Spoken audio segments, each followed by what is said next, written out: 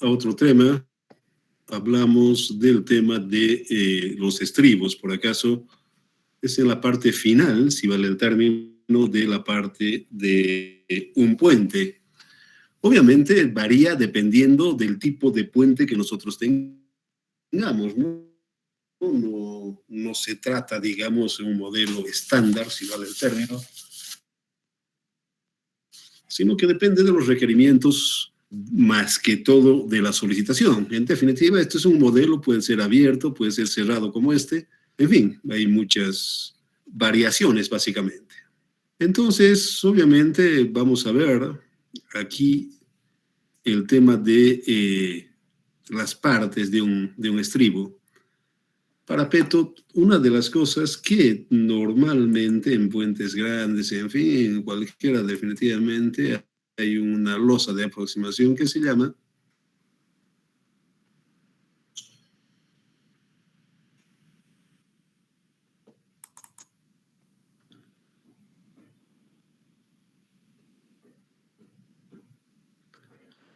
muy bien. Aquí por si acaso le falta,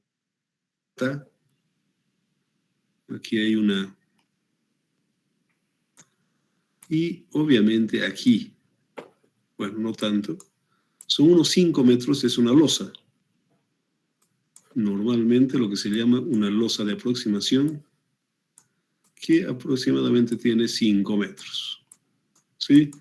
Le falta ese detalle por si acaso esto, que reitero, normalmente aparece una losa de aproximación.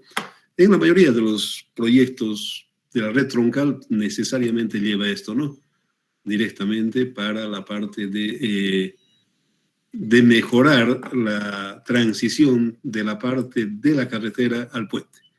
Entonces aquí vemos la parte donde se apoya la superestructura, el cabezal, parapeto, y obviamente hay un material de filtro. Normalmente es este o más grande, no siempre como está acá, por si acaso. Muchas veces es de ese tipo, básicamente. Entonces aquí tenemos el talón, el pie, es la parte técnica, si vale el término, del argot que tiene la parte de este tipo de elemento. Bueno, estribos pueden ser, como hemos visto ya, rectos, pueden ser, aquí vemos recto directamente, con algún ángulo, obviamente ese es el ala, si vale, perdón, no sé si hay, si estamos ok, perfecto, no hay problema.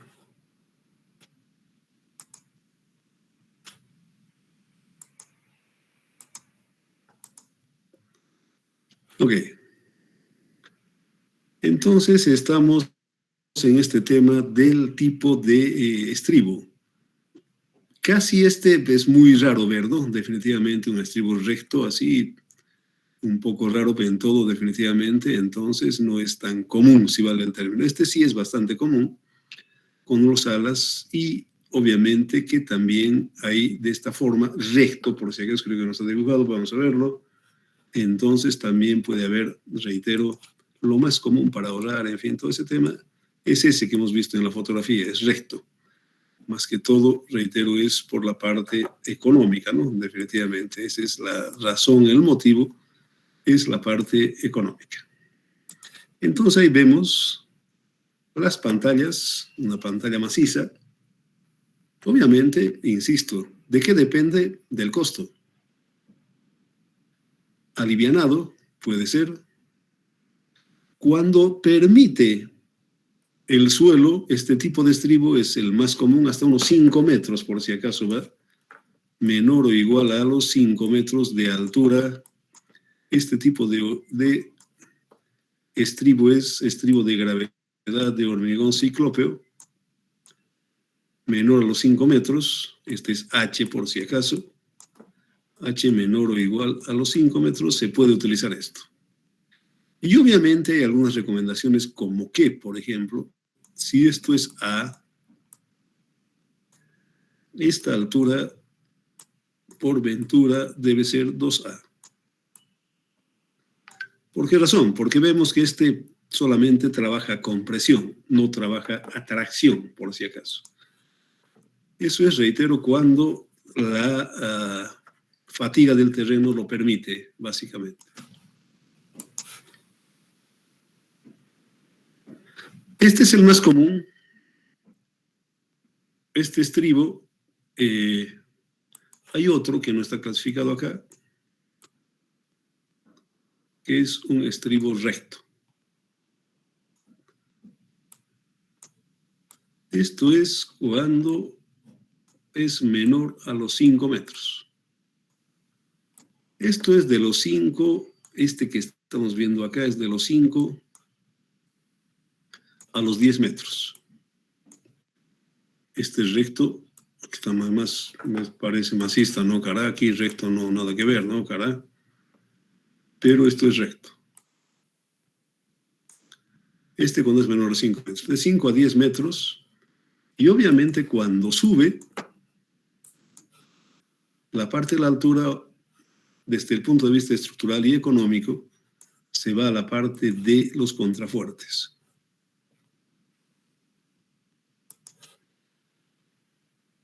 Ahí vemos con la parte de los contrafuertes,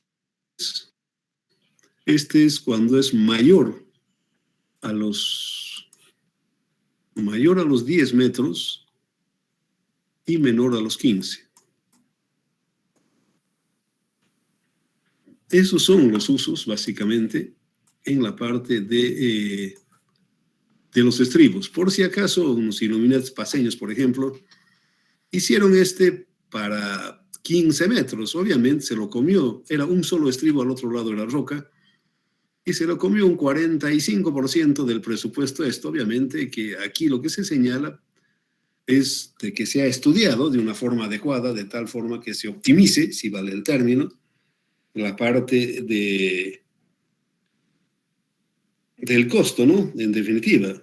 Ese es, ¿cómo podríamos decir? El lineamiento general que se tiene para la parte de la solución de la parte de los estribos, por si acaso. Esa es la razón, el motivo, por acaso, que reitero, que se puede hacer desde el punto de vista estructural, de acuerdo, pero la ingeniería no solamente ve la parte estructural, obviamente que también es parte, si vale el término, la parte de la economía, por acaso. No. En definitiva, no se puede, como podríamos decir, abstraernos de la parte económica. No hay probabilidad ni posibilidad de poder hacerlo de una forma racional, por supuesto, de que requiere, insisto, de la parte de la parte económica. La ingeniería es para optimizar el tema de los gastos que se puede incurrir, ¿no? Directamente. Aquí entonces vemos eso, los materiales, mampostería de piedra, hormigón ciclópeo, armado, postensado, evidentemente hay, cuando es alto, en fin, todo ese tipo. Las dimensiones y demás, ahí, por si acaso, un predimensionamiento, si vale el término, de concreto, hormigón ciclópeo, básicamente, es lo que estamos viendo. Y reitero, si esto es 0,5 de H, este tiene que ser H por si acaso, ¿sí? Esa es la figura clara. Porque, reitero, el hormigón ciclópeo solamente trabaja con presión, no puede trabajar a tracción. Si nosotros alargamos, ¿qué pasa? Es atracción, obviamente, el hormigón ciclópeo no. Atracción no puede entrar, en definitiva. Este, reitero, el más común, directamente, de 5 hasta los 10 metros. Ahí tenemos un predimensionamiento. En la parte de las consultorías y demás es 20 directamente. Con contrafuertes, obviamente, este es el caso, en definitiva, que reitero, cuando es mayor a 10 y menor a 15. En la etapa para el método estándar y para el LRFD, obviamente, cuáles son las cargas, si vale el término, para poder dimensionar la parte de la estructura. Uno es en la parte de La etapa 1 en la etapa constructiva, básicamente, ¿sí? Aquí tenemos el empuje del suelo. Obviamente, aquí, ¿cómo se define? Aquí es lo que se define, por si acaso, es con la parte de la socavación. Esto lo define el de suelo, qué sé yo, el hidráulico, y la cota de fundación lo define el de suelos. Ahí indica, bueno, esta es la parte más importante. Y reitero, aquí la parte de socavación lo define el hidrólogo, el hidráulico, esos son los que definen y dicen, bueno, hasta aquí se puede manejar de una forma adecuada. Y reitero, este es el empuje del terreno. Obviamente aquí por si acaso le falta, pero ahí la parte del drenaje, básicamente, ¿no? Y por supuesto aquí la parte del empuje del terreno. El relleno posterior, relleno anterior, el peso de la zapata, el peso de la parte superior, en fin, todo ello. Muy bien, obviamente después de eso aparece el tema de la solicitación, ya sea cuando se está haciendo solamente la carga muerta directamente, otra etapa. Y cuando aparece la carga viva más, obviamente, este se vuelve triangular, si vale el término, no. Este triangular, obviamente, que aparece la pisada del camión, por si acaso. ¿Sí? Ahí vemos eso, y obviamente esto es lo que estamos hablando. Aparece la parte de la pisada del camión, y por supuesto de que ya no es la resultante, varía en definitiva respecto a lo que era simplemente triangular. Obviamente este no tiene ninguna otra cosa, ¿no? Bueno, las consideraciones, como hemos visto, para las diferentes etapas. La primera etapa, para la parte de volcamiento, es 0,5 a 2. Normalmente se adopta 2 directamente. El deslizamiento sí es 1,5, por si acaso. Ese es básicamente, digamos, los parámetros que da las normas. Y por supuesto, lo que también hay que definir, hay que verificar, es el tema de la fatiga del suelo, por supuesto, directamente. Uno simplemente con el peso de las componentes estructurales del estribo, y también se debe verificar la parte del empuje. Obviamente puede ocurrir estas cosas, ocurre, no es que puede ocurrir, ocurre, y hay que definir de que no haya tracción, por si acaso. Siempre se cuida eso. Vamos a ver con la parte de la excentricidad, en fin, todo ese tema. Este es que se debe cumplir.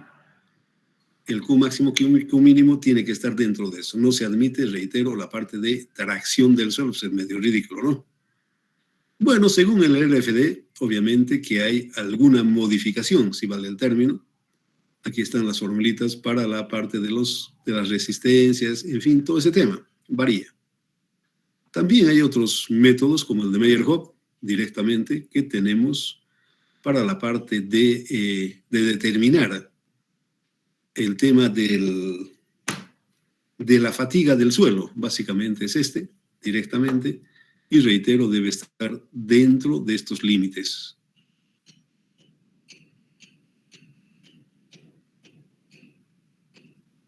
Bueno, factor de resistencia tenemos para la parte de Meyerhof, en fin, todos estos parámetros para poder ver de acuerdo al RFD. Este es para la parte del RFD, del deslizamiento, el apoyo, en fin, todo ese tema tenemos ahí. Las combinaciones de carga, aquí tenemos para estabilidad.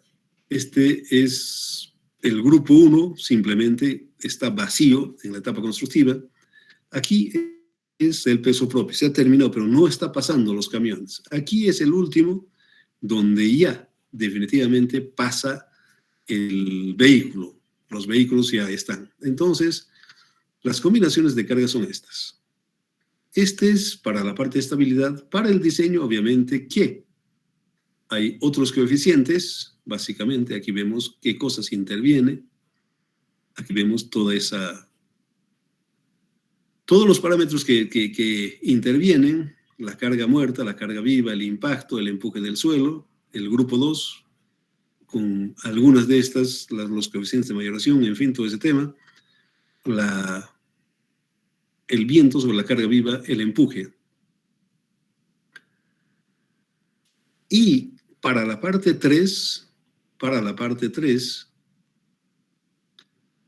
vemos ya con todas las componentes que tienen que entrar, el empuje del suelo, el empuje del viento en la superestructura, la carga viva,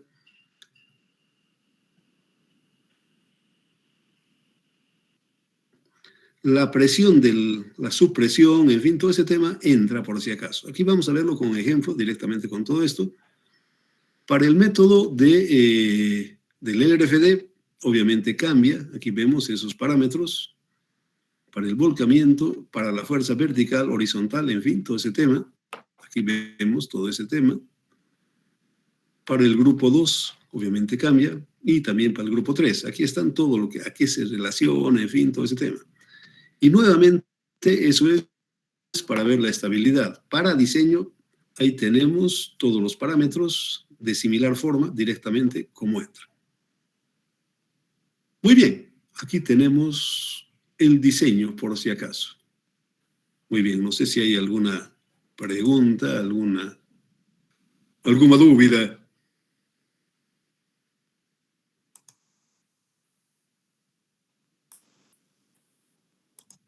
Está todo derechinho.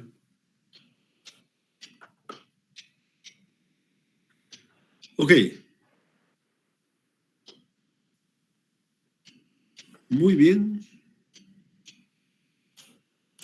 Tenemos entonces la parte del diseño. Yo no quisiera ir tan rápido, lo vamos a parar acá. Bueno, mañana no pasamos clases porque, bueno, tengo tesis desde las 10 hasta las 2 de la tarde. Son 4 tesis, bueno, no voy a poder estar con ustedes. Entonces, no pasamos. Y bueno, y también alguna cosa me comentaron respecto a la entrega de la práctica del proyecto 1. ¿Algún comentario respecto a eso? Buen día, ingeniero, ¿cómo está? Sí, exactamente, estábamos hablando igual con el auxiliar y con algunos compañeros y queríamos solicitarles, no sé si usted estaría de acuerdo, en darnos un poco más de tiempo para poder entregar el proyecto. ¿Cuándo quieren? ¿Para el próximo semestre? ¿Para cuándo quieren? Una semana ahí. Una semana, Bueno. si usted está de acuerdo, ingeniero. A ver, ahorita vamos a ver. Ahorita espérame, vamos a anotarlo, cara. A ver, ¿cuándo es? Ahorita vamos a ver. Vamos a ver. Tareas.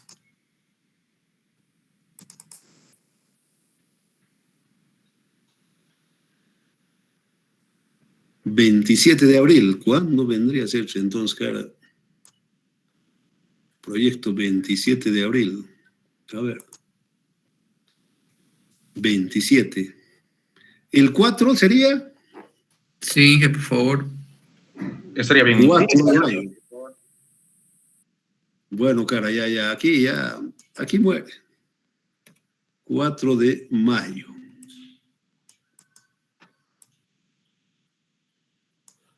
Muchas gracias, ingeniero. Gracias, Inge.